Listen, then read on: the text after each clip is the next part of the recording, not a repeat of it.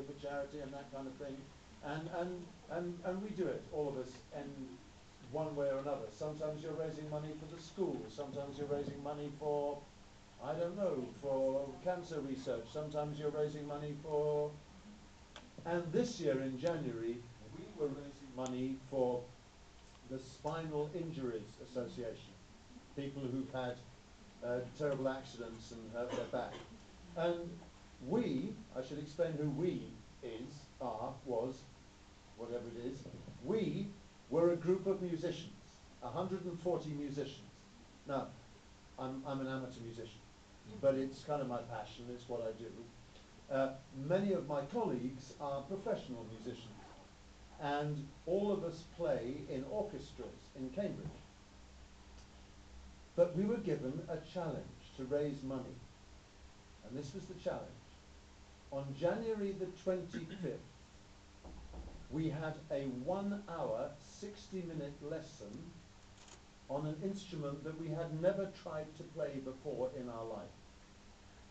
So you had violinists were playing trombones, trombonists were playing harps, double bass players were playing bassoons. Everyone was learning an instrument that they had never tried before.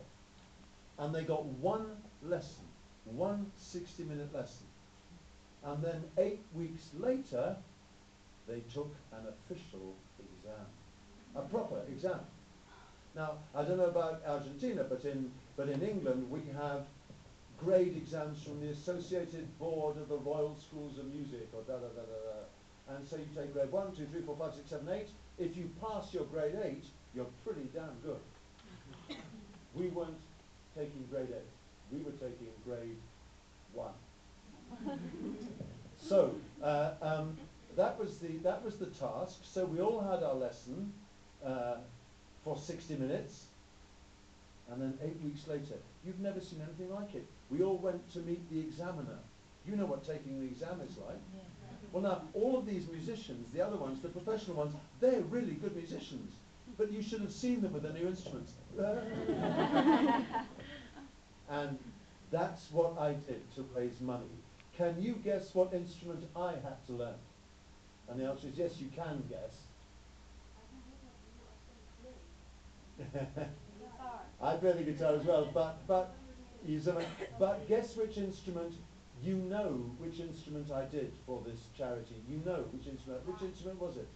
Well, what do you think? You know, the evidence is in front of you. The evidence is in front of you.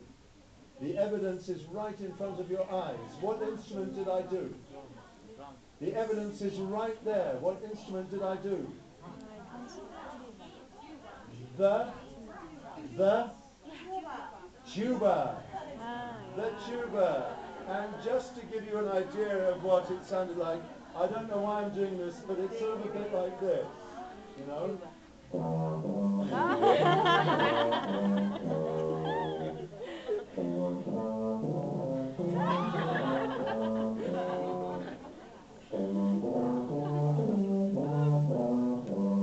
That is quite enough of that. Anyway, so there we are. I did the tuba, and so I got my lesson with this ridiculous big instrument. And I practiced, and I practiced, and I practiced, and 8 weeks later I took my exam. And ladies and gentlemen, I must tell you that I got the exam. I got my grade 1 exam, and I would like to tell you how proud I am, but then so did everybody else. No, dang grand culture. It wasn't such a big thing. We all got our grade 1s, but there's my grade 1 certificate, and from the Associated Board of the Royal Schools of Music. And so I'm really proud of my certificate. Now, why am I telling you this? Well, because actually, the experience made me think. Doesn't happen very often, but it made me think. It made me think about music and learning, and about learning and language learning, and learning in general. I should explain what I mean. In fact, yes, I play the guitar, but my main instrument of that kind is not the tuba, it's one of these, the viola, big violin. And that's the one that I started to learn some years ago, and the one which I spend a lot of my time playing in orchestras and things like that. Now, if you're a viola player, you have this book. It is a manual of torture. It's a torture manual. A man called Shevchik, who lived in 1700 and something, wrote this torture manual. And if you look at page number 1, it looks like that. Now, does anyone here play a musical instrument? Yes? Yes, what do you play? The flute. So this is familiar kind of territory for you. Anybody else play a musical instrument? The piano, so you know what we're talking about, yeah. Well, for those of you, I'm not going to give you a music lesson, don't panic.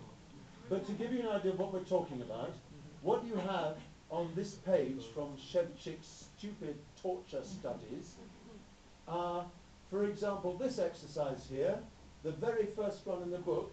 You go da da da da da da da, and you stand there in your sitting room or your somewhere. You go da da da da da da da da da da da da.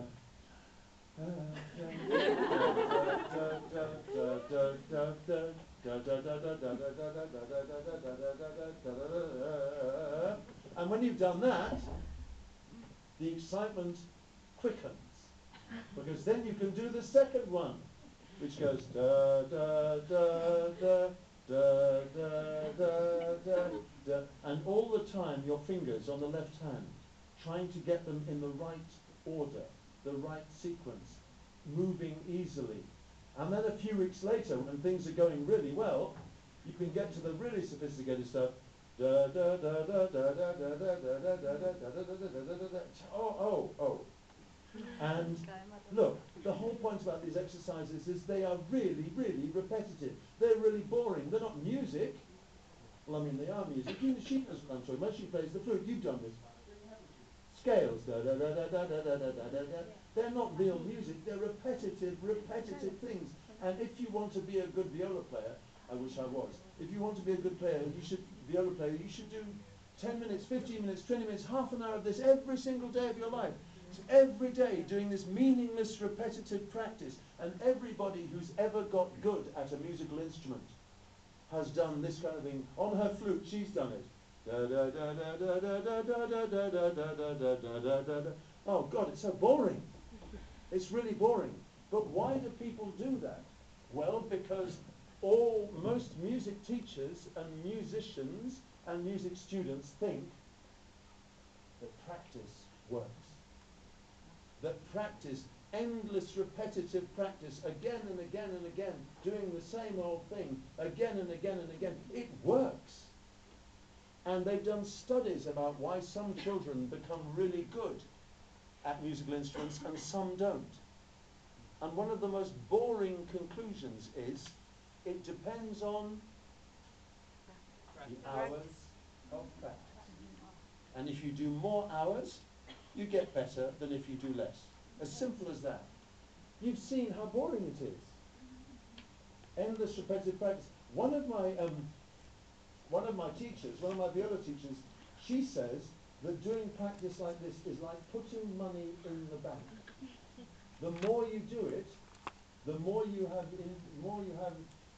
invertido. So you put money in the bank so that when you want to use it, when you want to take money out, i.e. play the viola, it's all there for you to use. But if you don't put money in the bank, you can't spend any. That's their metaphor. Maybe, actually, we should be a little more precise than that and say that what's it all about? It's all about getting the brain and the fingers to understand each other. Because everything we do, every movement we make, is some connection between something in here and something in there. That's how it works. Every footballer who plays